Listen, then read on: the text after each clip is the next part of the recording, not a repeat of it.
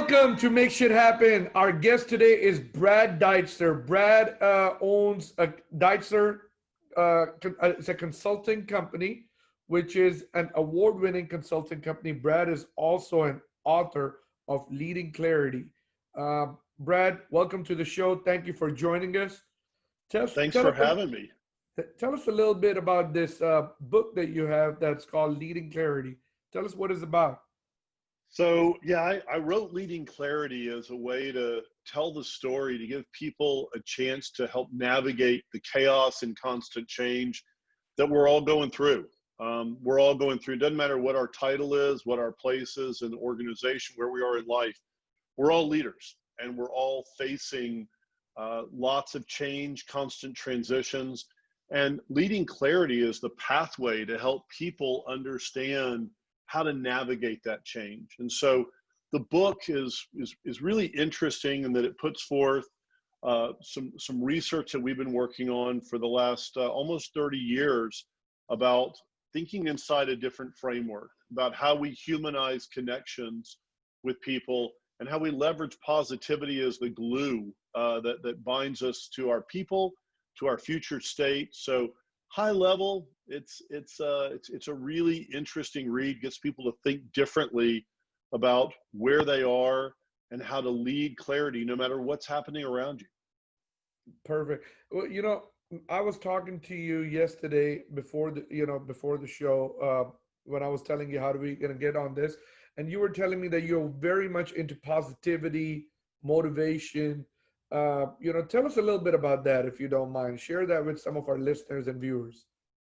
Absolutely. Positivity is, so many people think about positivity as, hey, we're just going to smile, we're going to be happy. But the reality is that the positive psychology, there's the theory of positive psychology is much bigger and much more important, whether we're an individual, a leader, whether we're part of a company.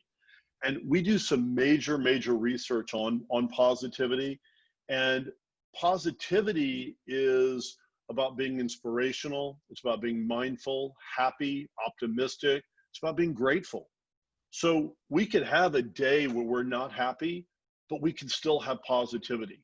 And what's interesting about positivity and the work that we do around positivity with people and organizations is that positivity truly is the glue that binds us from where we are, our current state, to where we want to be.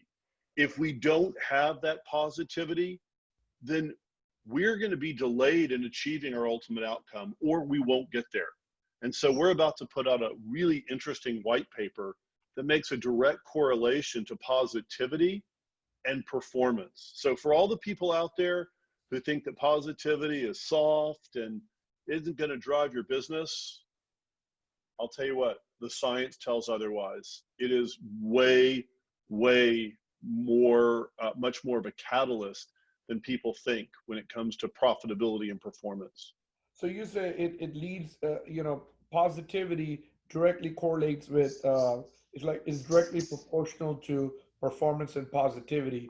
And that's, you said science says this, and you're about to put a white paper on. Do you care to expand on it a little bit? Yeah, well, the white paper is still a couple weeks away, and so I don't have the numbers in front of me.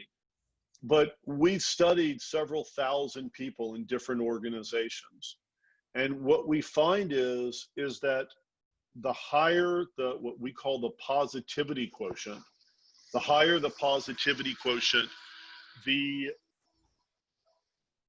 more likely the company is successful. The more likely that company is going to be to achieve its future state. So there are certain things that we're studying that are direct correlations inside organizations around positivity, leadership, vision. There is teamwork, adaptability. There's certain key elements that have a direct correlation and link to positivity and ultimately to driving the bottom line. So it's not just, again, people have this idea that it's just, hey, it's happy, it feels good. We want to have a great culture. But the reality is, it's more than a great culture. It's about a performance orientation to your company. So, Brad, the Deutser, you're the CEO of Deutser, which is, your name is Brad Deutser, so it look like it's named after you. It's what does Deutser do? It's a consulting company. It helps achieve people to maximum profitability. Tell us a little bit about that. So yeah, our company is Deutser, and it's Deutser, I'm sorry, not Deutser. I'm sorry, I apologize. hey, you know what? As we always say, it doesn't matter what people say as long as you call us. Hey, call us Deutser, Dietzer. It's not the best name to put out there for your company, but it's the name my team chose, and so we're all in on it. But so our company, we have two parts to our company. There's Deutser, which is consultants and creators, and that's the side of our company that we work with organizations to drive performance. We really help them to think about the whole of their organization, really starting with their people and how we can leverage performance and drive performance in their company. So we deal with major long-term strategy, we deal with culture, we deal with engagement. Sometimes it's inside and sometimes it's external. And so to us, it's how do these things intersect with each other and help to drive that. And so that's what Deutzer is about. And my favorite part of our company is that we love to help. We love to help. We love to, help people think about what their tomorrow is going to be. And so we have psychologists, anthropologists, creative people, strategists, management consultants, engagement experts that really take a holistic kind of 360 view of the organization and how we think about it. So we don't let people just look and say, well, this is what we've always done, let's just do it again. No, let's think about the future. Let's think about where we are and where we can take the organization. And that could be a startup or that could be a Fortune 500 company. It doesn't matter. Now that's one part of your business. With us living in this post-COVID era or in the COVID era, right? Because definitely by no means post, it's still here.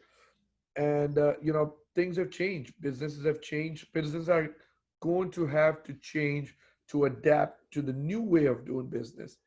What kind of message do you have for businesses and people out there that they should do to keep surviving in this age? The reality, Sam, is that if we take the things that we've always done with strategy, with communications, and think that we as leaders are going to take those same strategies forward to the future and they're going to produce the same results, we're probably going to be disappointed more times than not. And so part of the opportunity here is to look at the future for what it is, and that's opportunity. How is our company situated today, or how does it need to be situated? Or how do I as the leader need to rethink the future so that I can prosper in a different way? So many people today are thinking about, how do I get back to work because of COVID? Or, what do I need to do to get back? And the reality and what we're telling people all over is it's not about getting back to work right now. It's not about what you can do with COVID, getting back from that. Because what we do today is going to dictate the long-term success of our company. How we bring people back today, it's a new company. It's a new environment. When we left in March, for those companies who did leave and they're coming back, our people have changed, our experiences have changed. The people around us, our friends have lost jobs, they've been affected. So our whole psyche is different. So this is the moment that we as companies need to think about reorienting our workforce, doubling down on our values, reinvesting in our culture. I tell people, take this moment and rethink your company. And if you don't have time to rethink the whole strategy, that's okay. It's going to continue to evolve. But anchor to your foundation, the bottom of your box, which is the culture, the DNA. And if you can do that and re-anchor your people, they're going to give you the freedom to do whatever you need strategically. Think about your business. As long as people know that the cultural foundation, the behavioral expectations that you have, the values, the purpose, all those things are still true, they're going to give you leeway if you're going to sell in a store, online, or do completely different things, as long as that foundation is strong and they know it. So this is that moment to strengthen your foundation. And when you have that strong foundation, it's going to set you up to address the future in many different ways. So, you know, and we see, okay, there's 24-hour fitness, going out of business. A whole bunch of other bigger companies, bigger organizations, they're all shaky. Neiman Marcus filing bankruptcy protection. There's just several of them, and because business was closed for a couple of months, um, in some places, I mean, it has shaken the foundation. Small businesses, have shaken foundation. What and your advice to them is think differently, as it's a different company. What is something that people should think about what's going to happen in the future or upcoming months and seasons, and how are people behavior going to change, and how should CEOs and presidents of the companies and the founders of the company prepare for that? I think the answer to that is anyone who tells you no, they know the answer is making it up. The reality is we don't know when COVID's going away. We don't know how the social and political unrest is going to impact us. We don't know when a vaccine, we don't know when the human psyche, when people are going to feel comfortable going back to restaurants, going back to getting back. Some are not. So that's why we are such strong advocates of saying your strategy needs to be flexible. You need to be looking not at the next 5 years, 10 years. We need to be looking, I look at a horizon of what are we doing over the course of this year to set us up for next year? Not looking much farther than that. Look at how we're going to create that bridge. But Sam, what's happening is we talk to leaders all over the world, and they are focused so much on numbers, on business, on those things, and they forget that it's the people that are the connection to their future. And so what we do in these moments to create what we talk about a psychologically safe work environment, creating a balance of trust, employee voice, employee empowerment, which balances that fear. What we do now culturally is maybe more important than what we do strategically. So if we can protect our people, and we may not have as many people as we did before the pandemic, but if we can protect them, empower them, set expectations for them, that is a huge first step, because what we do know is everything around is going to continue to swirl. And our prediction is it's going to continue to swirl at a faster pace as the political season really begins to ramp up as we get through the summer and into the fall, where you're going to see even more polarized workplaces, more polarized society, as different people have different views. And so it's really important that we as companies, if we can ground ourselves, get back, really take the time to make sure our people are okay, have conversations. And as a leader, one of the things we tell people is, look, the best leaders are leaders that can exhibit emotion, that can share where they are emotionally with where their workforce is. So if you know there are tough times coming up, sound the alarm, tell your people. If you establish the relationship with your people, when you send memos to people, we tell people, don't write the memo to dear company, write it to dear mom. Put emotion in it, right? Act like you're communicating with your mom, then erase mom and send it out to your people. Connect with them on a real emotional level. The ultimate leaders of the companies are stressed. There's uncertainty with managers, there's uncertainty with the front lines. Let's all acknowledge it. Let's all acknowledge that no matter how confident we are, we still have some little bits of uncertainty that we as human beings have to navigate through. So let's be real, take the time to connect with other people. That's absolutely true. I mean, that was so deep on so many levels. And I mean, I mean, CEOs, business people, they need to understand, what's coming. A lot of people, I hear this all the time. Man, this 2020 sucked, and I'm just ready for it to get over. I'm writing 2020 off. What is your thinking of that? Oh man, you're wasting one of the great opportunities that we have. Uh, Anybody who says the year is over, I'm worried that you're not going to get to 2021. I'm worried you're not going to get to 2022. Part of our practice is about being in the moment. It's about being mindful. It's about being present. And we talk about COVID-19 as the beginning of the end. And people freak out and they say, wait. It's the beginning of the end. You're about positivity. I'm like, yeah, it's the beginning of the end of business as we knew it. This is a whole new, exciting time to reinvent yourself as a leader. This is a time to reconnect with your people, to reconnect with your audience, with your customers in fundamentally different ways. This is a restart. This is an opportunity to reset your business. And will your profits be the same for the last 6 months of the year? I don't know. But do I know that you can reset your foundation, do the right things that propels you forward? Absolutely. Do not give up on this year. Do not give up on a day, on a week, on a month.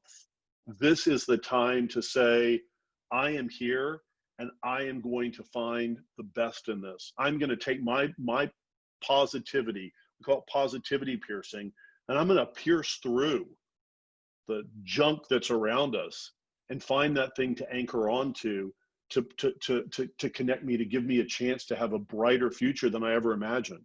Please don't give up on this year. So I have a second part to that statement. And some people that say, well, I'm gonna give up. I'm really not gonna advertise my business. I don't think I can, if I get an additional business, I don't know if I want to handle it. What do you think about that when people, when they're in business and now all of a sudden they're like, have that mindset, let me stop advertising. I'll start advertising in 2021.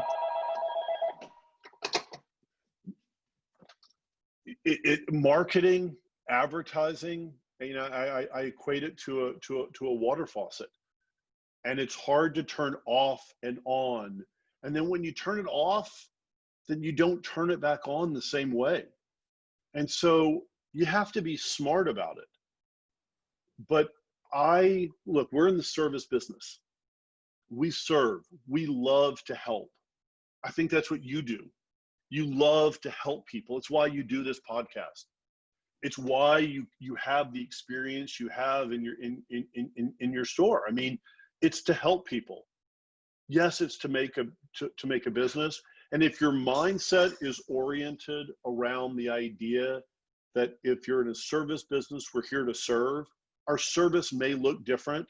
Our commitment isn't. Maybe everything we provide isn't the same, but we're able to help people. And if we as a society will accept the fact that through our businesses, through our personal experiences, through our community involvement, if we can just reach out and lift someone else up and someone else up and create that and use our businesses to do that, we may not make the money we made last year or the year before or whenever it was. But maybe there's a different reward that we get. And I believe that reward's going to pay off in other ways down the road. So, some people may say, hey, Brad, you sound really Pollyanna. You sound, oh, everything is just so positive. You don't know what it's like. No, I do. I understand. I understand the pain. We deal with it with leaders every day. We're dealing with companies that are having to lay off huge parts of their workforce. And our message is the same. You have to keep going forward. You have to keep being connected to where you are and support your people, because they're going to go out and support other people. I don't know if that's answering your question No, exactly. that's definitely answering my question. Now, what should businesses do right now? A lot of businesses, even if they were involved in the community, nonprofit, philanthropy, some companies are like, you know what, everything got to come to a stop right now, and my philanthropy needs to stop. I mean, I'm turning a page into a different. I'm turning a new leaf. What will be your message to people like that? We believe in community, and we believe that people lift us all up, our business up. And so we believe we have a responsibility to give back in our community. Sometimes that's in the form of money and donations. Sometimes it's in the form of letting my people have time to go do things. Sometimes it's in the form of we as a company are going to create or do to support something. Sometimes it can come in many different ways. But if we turn our backs on the people who are the most needy, who have the most needs in our community, and there are many, what kind of community are we going to come back to? In our company, we have the Deutser Clarity Fund. And so it's a 501c3 fund through the Greater Houston Community Foundation. And we try to give to organizations that help. But what we do is every person who works in my company, we've set up their own individual Deutser Clarity Fund. So under their name, they have a certain amount of money they can give to whatever causes that are important to them. So it may not be the money that the giant companies give, where they can give huge, large sums of money. But what we've found is every dollar today helps somebody. That $50 from somebody may be a meal or multiple meals for families who are going to the food bank.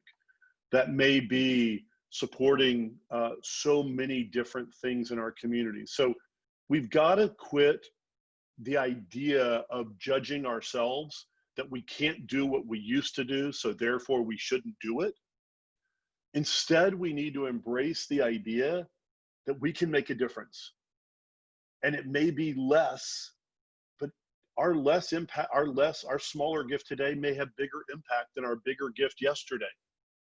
Our time that we donate to support may be more important today than it was before. I know that we can't give up on it. And I know that the people on the front lines of the company, this is part of the DNA and the culture that companies need to wrap their minds around. I mean, we try to help organizations create these cause programs. So yes, they benefit from it, but the community benefits. Brett, you've been doing. How long has Deutzer been in existence? We have been in existence since 2001. So And how long have you been doing what you do total? a long time. And the same. I started off early in my career. I started off working at Ringling Brothers, Barnum and Bailey Circus, and worked in different parts of the country, and came back here. And so I've done this for probably about 30 years, a Right, little bit more than that. and I know you talk to a lot of people. You have a big portfolio where you deal with businesses, and I know right now probably a lot of people are leaning on you more than ever to talk to because it's a lot of confusion, and I'm sure your clients have been calling you. Business people are a different breed. Business owners are a different breed, right?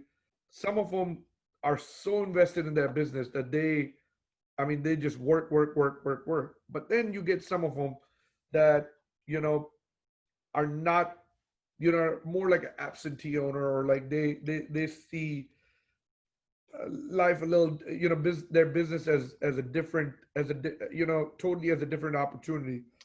What kind of message you have right now for people, business owners, CEOs, or people who are decision makers?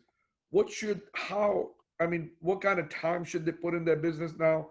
Why is it right now more important to pay attention to their business than ever?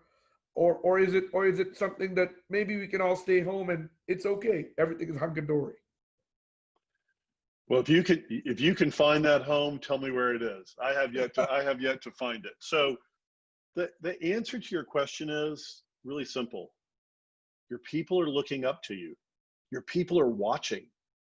And if you have an organization, this is the moment to let people know that you have a vision, that things are going to be okay. They may be different, but you are going to be there and you are going to lead them. We did research, produced a white paper on engagement, and it was really fascinating. We studied 14,000 people in organizations. And what it showed was in the organizations that had the highest level of engagement, it was about their vision, it tied to leadership, and it tied to team orientation. And what that tells me in this moment here is that vision and leadership and leading the team are the difference in success and incredible success. It's the difference between surviving and thriving. This is the moment where leadership is prized maybe more than any other time. And what we do as leaders is not going to have a short-term impact. What we do as leaders today will carry forward in our organization and the people we touch for many, many years. So when we talk about this being a reset, if you're an absentee owner, I'll tell you, this is the moment to get back into it, to be human, to be personal, to put yourself out there, to be vulnerable, to lead. And if you're the leader who's like me, who's at this 6 and 7 days a week, sometimes 12 hours a day, sometimes 18 hours a day, be focused on what you're doing. Don't lose sight. Don't get caught up in the work and forget people are looking to you. And if you can lead them and lift them up, this is going to have a long-term impact on your business, on your culture, and ultimately on your performance.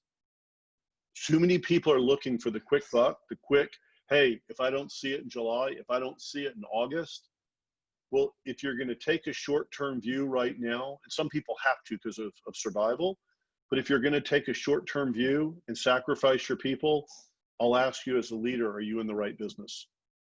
Protect your people. Do right by them. They're going to do right by you. That's a that's a great message right there. And your people are important, but they are looking at you, and if you show weakness or if you show vulnerability, I mean they're not gonna be confident in you, and I appreciate that message. How what is your point of view of loving what you do?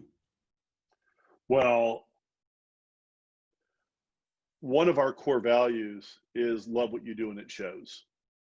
And so we deal a lot with values and with behaviors. We set behavioral expectations.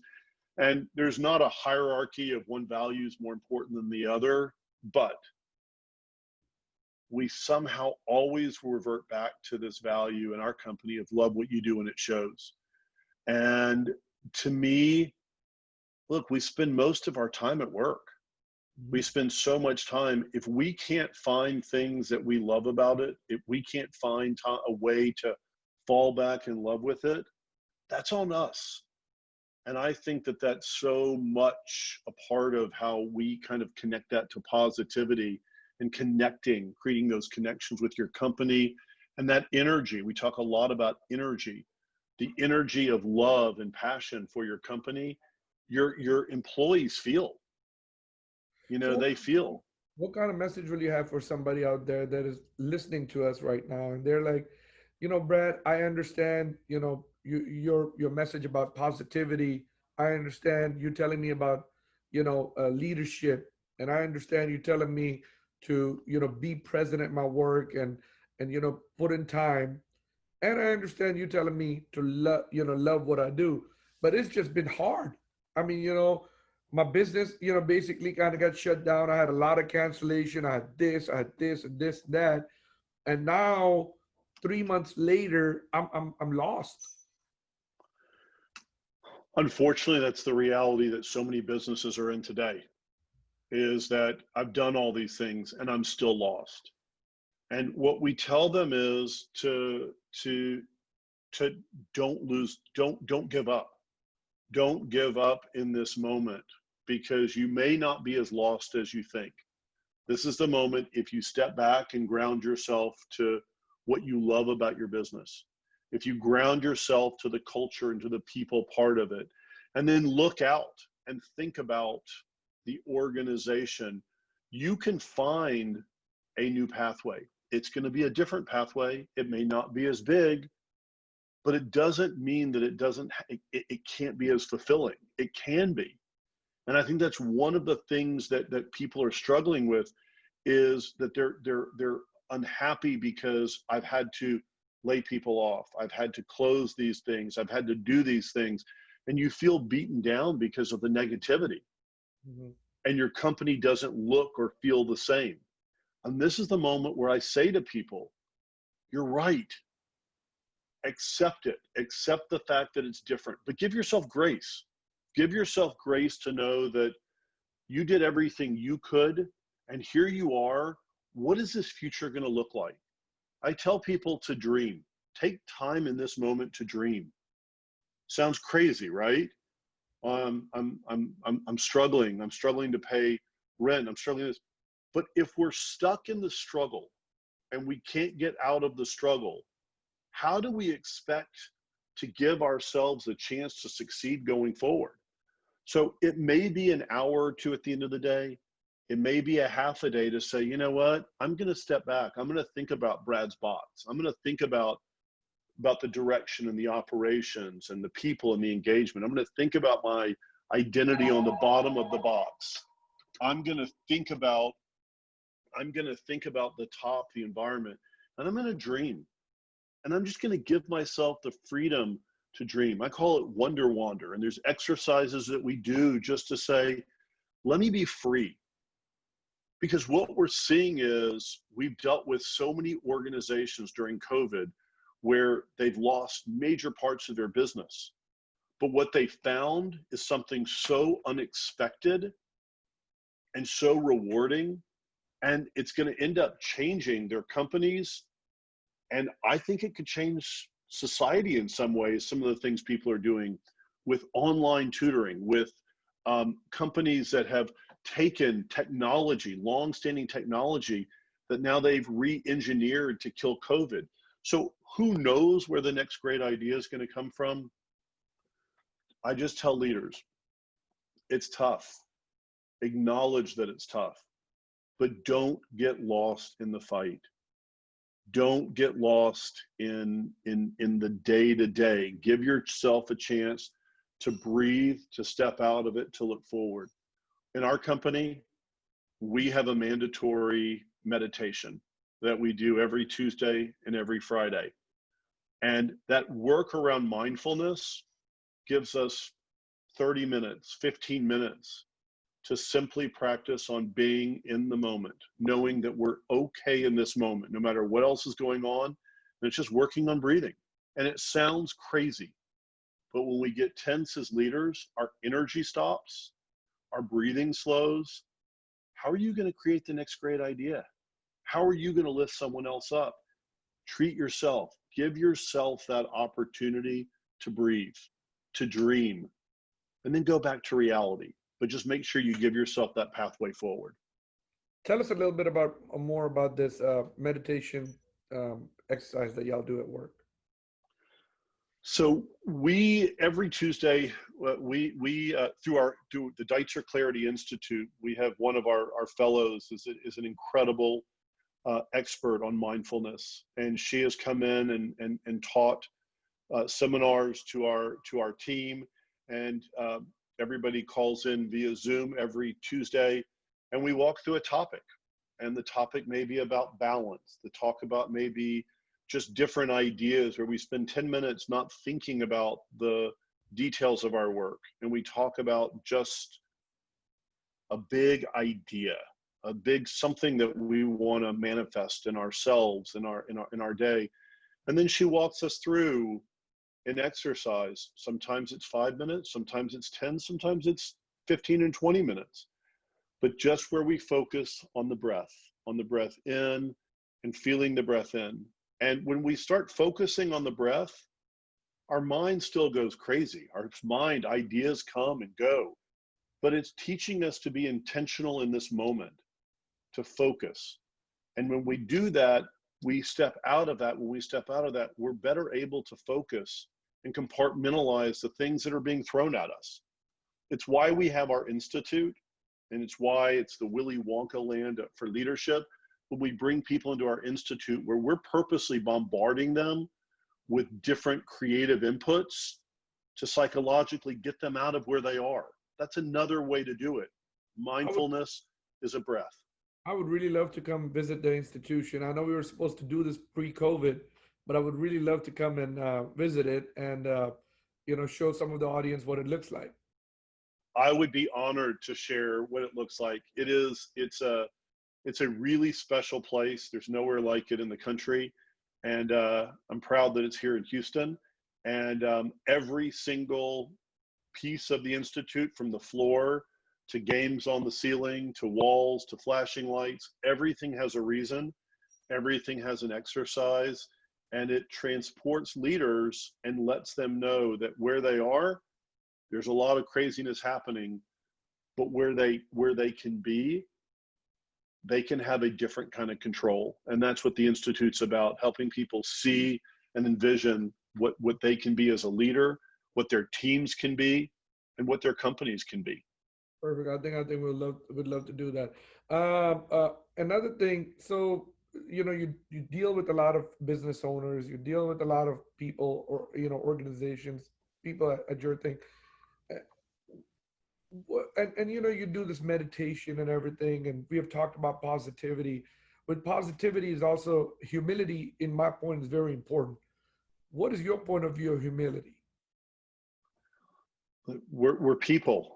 We're all human beings. And so when we talk about a more human approach to organizational change, it starts with the idea that as people, we have to be humble. Humility, being grounded. And that's what's so much about meditation, is being grounded, being self-reflective. It's not just about us as leaders. The leader who thinks that it's about the leader has missed the idea of leadership. It's about her people. It's about his people who are following. And so that humility becomes a critical pathway to help us continue to grow as people, to help us continue to stay grounded, and to help connect people to us. Humility is one of the great ways that we connect. People want to be with people that they can approach, that they know are just like them. And that's what we talked about, the leader being humble, being vulnerable. Those are important ideas. Awesome. I love that. Let me ask you about this thing. There's a lot of great companies that came out of the Great Recession in 2008 and 9, right? Huge, big companies, Fortune 500 companies now. And when we started, you said, if people want to write 2020 off, they're going to miss on a great opportunity. Okay. And I'm sure that this, after every adversity, there's an opportunity, right? And I think, and I'm sure that there's some big companies and big ideas that will come from this. What do you think about that? I'm seeing the ideas come every day. That's the magic here. For the leaders who are stuck, stop, pause, look around. There's incredible innovation. Again, I look at this time as the beginning of the end. You can choose if it's the beginning of the end in a negative way or a positive way. But to me, it's the beginning of the end of business as we know it. So what is the next thing we're going to create?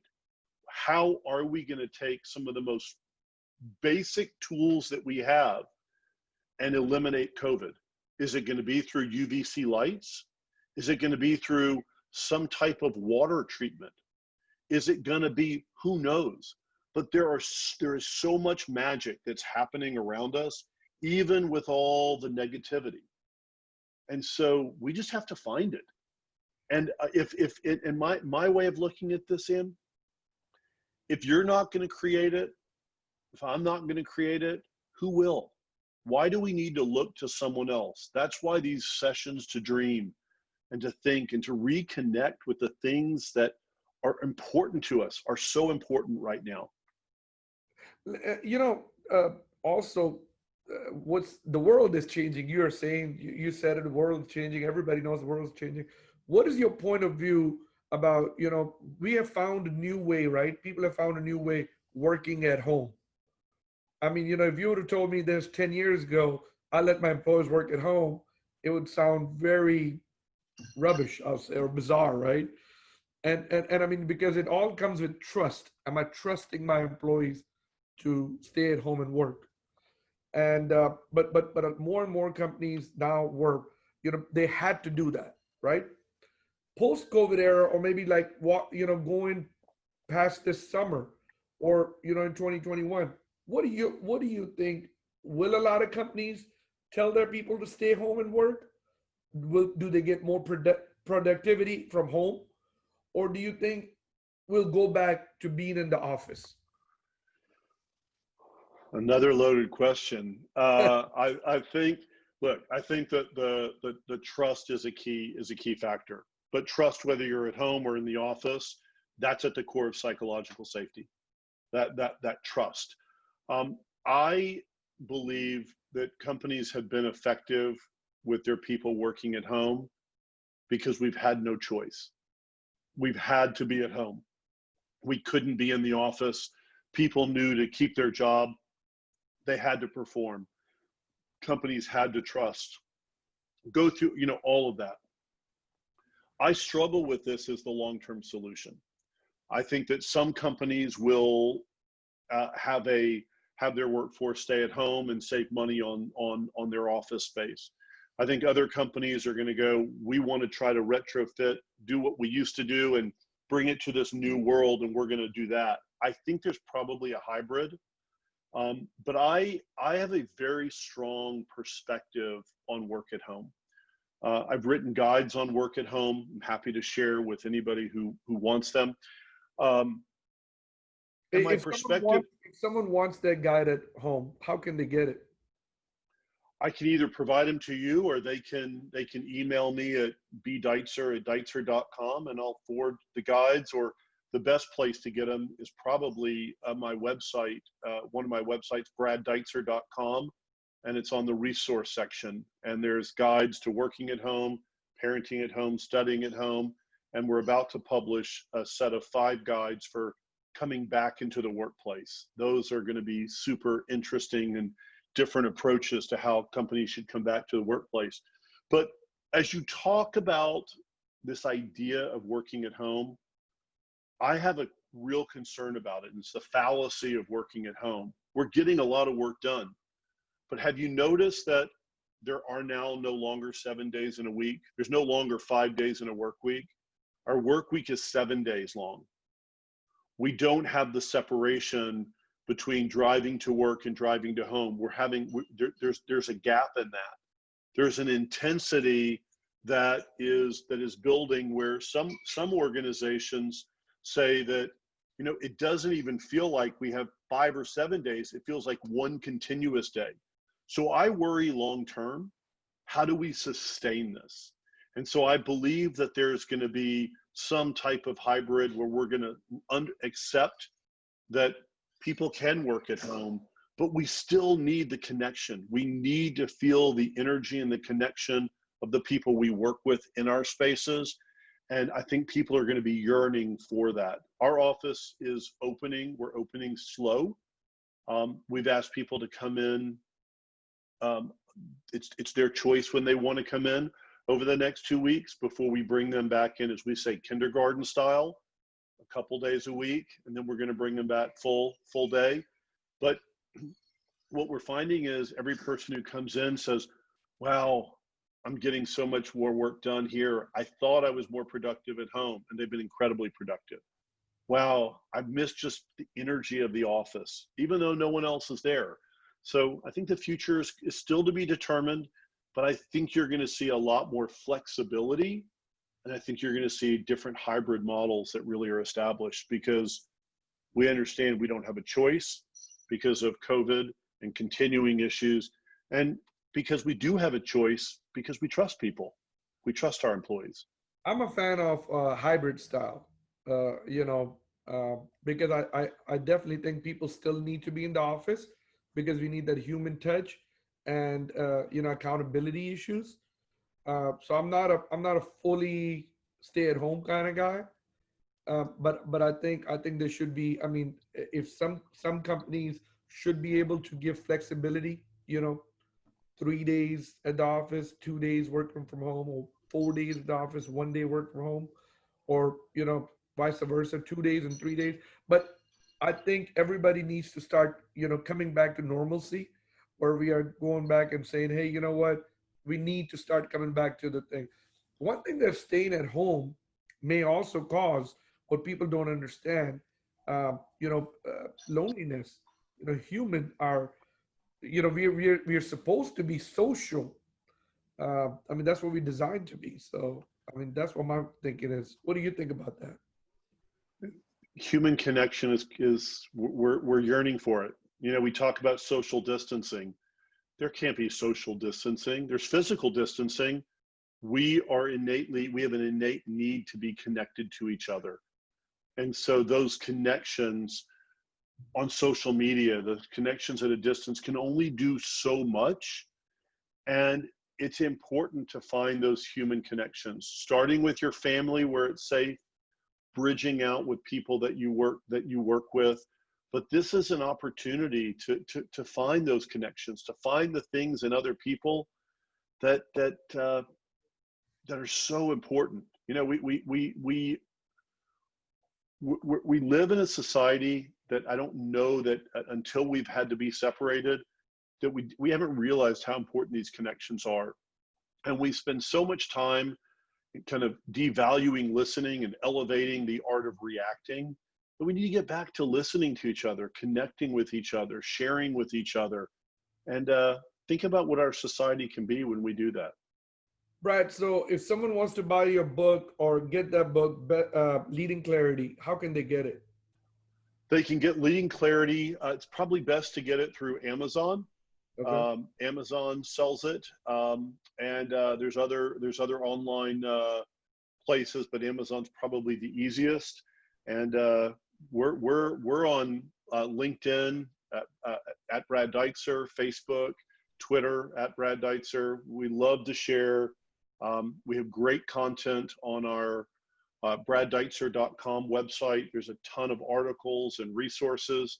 And then if you want to come get to see Deutser, Deutser.com or DeitzerClarityInstitute.com, come experience the Institute. We love to share. Perfect. Are you pretty active on Facebook or Twitter or LinkedIn? We try to share content and put things out there that help people. It's what we love to do, and we put different ideas out there. We have a pretty good following, and we love ideas from people, and we love to have an exchange. So if you see things that are interesting, reach out to us. Reach out to me personally. Brad, a lot of this content is free, right? When we went into the COVID time period, we decided to put the majority of our content on our website for free. So braddeitzer.com /resources. You'll see exercises on positivity. You'll see exercises, different assessments, so much stuff that just gets you thinking. And if you start to think and you want to have a conversation, let us know. We love to talk. Brad, I feel like I can have this conversation for hours. Maybe we can go, you know, 2, 3 hours. But what I want to do is I want to leave the rest for when I can come visit the Institute and maybe do a part 2 for this. And Let's do it. yeah, perfect. So, Brad, you know, before I sum this, you know, before I finish this interview, there's one or two more questions that I have for you. You've given a lot of messages for entrepreneurs who are struggling and entrepreneurs who are doing this. Give us a message for someone who wanted to start in 2020, and then all of a sudden this COVID happened, but they're aspiring. They want to start something, and now they're like, well, I don't know. I have to take a back seat. What kind of message will you give to somebody like that? My message is if you're starting a business, at some time you're going to have obstacles. It may be at the beginning as a startup, it may be a year into it, 5 years into it, 50 years into it. You're going to run into an obstacle. You have the obstacle at the beginning. Use that as an opportunity to double down on what you're going to do. Use that as an opportunity to rethink how your idea is going to navigate the chaos that is caused right now. Don't give up. Actually embrace it. Embrace this moment and know that you are going to be the change, and you're going to create something that's going to survive this. And when you survive this, think about what you have ahead of you. There will be no obstacle that comes your way that you're going to go, wow, that how am I going to deal with that? You've dealt with one of the most challenging right now. So what I tell you is stay grounded, be true to who you are. Think about your idea. Think about how it can be applicable. Think about how it's going to survive, and then go make it happen. Don't sit back and wait. Make it happen. Brad, let's say, for example, so I do this with every guest. Let's say it's the end of the world. Everything you have written on braddeitzer.com just got erased. It's like the Millennium 2K bug. You remember that Millennium 2K bug? When Yeah. everybody was scared, everybody thought the world was over. If everything got erased, your books are gone, your resources are gone, the social media is gone, and you want to leave a message for your future generation and for the future world, for the rest of the world, and you had a piece of pen and a paper, and you want to write down three things that how people should live, and a message given by Brad Deitzer, and what is the most important thing, what will it be? Well, I start with love, because I think without love, I think it's tough. And whether you have someone that you're in love with, something that you're in love with, at least have yourself. Find something in yourself that you can love and embrace. Two is realize that positivity is something that, when you think about positivity and you think about mindfulness, inspiration, happiness, optimism, gratitude, the things that make it up, that you can be positive even on the tough days. You can achieve something really positive on those tough days. And then I think that the third part is just to embrace being human. Embrace the humanity, embrace the differences in others. We're all people. Have gratitude for this place that we live in. Have gratitude for the people around you, the different perspectives. And I think that if you love and you have positivity and you embrace humanity, think you have a pretty happy place. Awesome. Thank you so much, Brad. Why is gratitude so important? You said gratitude several times. I'm a huge believer in gratitude, and there's a lot of work that we do around gratitude, being grateful. So many leaders are grateful for their families, their coworkers, the environment, everything around them. But I really think that people need to look at gratitude. And one of my favorite exercises on the website is, I call it gratitude with a capital U in the middle of it, is having gratitude for yourself, being grateful for you.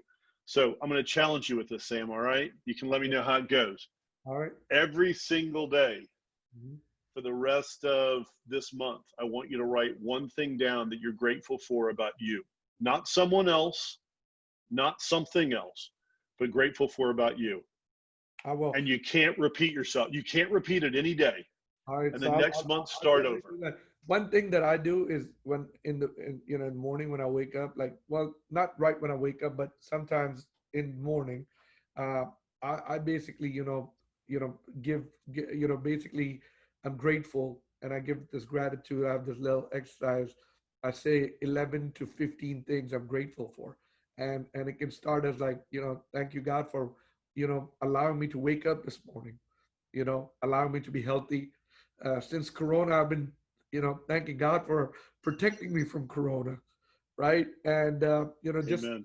having a business, having family, having kids, you know, had such loving parents, have coworkers, have that, the intellect, and so I do that every morning, and sometimes I do it 3 times a day, you know, and but I will do that exercise for you, and I'll write it down every day. How about Let's that? talk about it. Let's talk about it, because it's one thing to be grateful for everything around you, but leaders are bombarded with negative news, with difficult times, with employees, with lots of things. And so as the leader, whether it's the leader of your family, of your business, if you stop and start being grateful for you, see how it changes. It's fascinating. It's a great exercise. So So it's one of the important. other exercises I'll share with you that I do, and maybe you can share with me before we end this. So like sometimes I just like to, and I can do this either way, right? I can either do it laying down, sitting down, standing up, whatever. Like I just, and it's kind of form of meditating. I get lost in just stare at the wall, and I try to do that like almost every day. Just disappear, just not think about anything, blank my mind. Do you do anything like that? Something That's crazy? that that's meditation. I Well, mean, I in know, but so many ways, it's finding a way to still your brain, to let yourself just look, whether it's a focus stare, whether it's a soft stare, just being in the moment and knowing you're here in this moment, you're okay, and you have the ability to think about other things, and just to look and to imagine. And so yeah, no, it's what I try to do with breath, and what I try to do with meditation every single day. Some people do it in prayer. So there's yeah. all different ways to do it, but it's important to make the time to do it, because you are important. The crazy thing is, before I figured out that this was really meditation, and I found this out like I think about 6 7 months ago, and because I always thought meditation was sitting down Indian style on a floor mat and say Om. So for people who are thinking that that's really, you don't have to meditate it like that. Yeah, no, I'll for people who are interested, I'll try to put up some of our 5 minute meditations up on braddeitzer.com, and so they can try it, and they can see that it's the farthest thing from that. It's just simply being in tune with you, and your breath, breathing. The one thing that we have to do to keep moving forward. Breathe. Brad, thank you so much. This was so great. I learned a lot. This was so insightful for me. I can't wait till I come meet you at your office, at the institution, and see what those games are about that you talk about, the experience you talk about. We'd love to do that. We'd love to come over there, experience it myself. Maybe bring some of my leaders with me, and film it for people so they can see it. Thank you so much for taking the time. Anybody can do anything, but donating time is worth every single penny anyone can give. So thank you for donating your time. Thank you for being with us. Thank you for sharing your wisdom with us and your positivity and your message. Thank you, Brad. I appreciate it. I am so grateful for you. I look at the signs you have behind you, and it's hard not to be inspired. And it's hard not to be inspired by you and what you do and the energy that you put out. It's awesome, it's contagious, and that's what we need to spread. So let's keep doing it, and we'll see you in the Institute. You tell me when. Thank you so much. Thank you. All right. Guys, thank you for tuning in to Make Shit Happen, this episode with Brad Deutser. I screwed up his name earlier, but Brad, thank you so much. Have a good one.